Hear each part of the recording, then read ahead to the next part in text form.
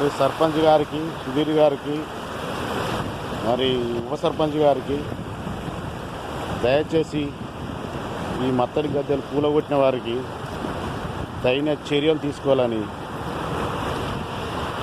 బొమ్మకల్లు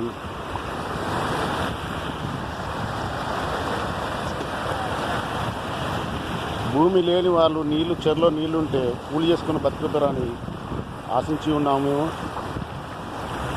ఈరోజు వాళ్ళ భూములు తేల్తలేవని మత్తడి గద్దెలు ఊరగొట్టిరు.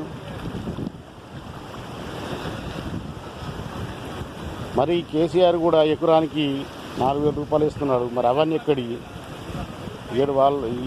ఈరోజు వాళ్ళ భూములు తేలుతడం గద్దెలు కొట్టి వాళ్ళ తగిన చర్య తీసుకోవాలని నమస్కరించి చెప్తున్నాము.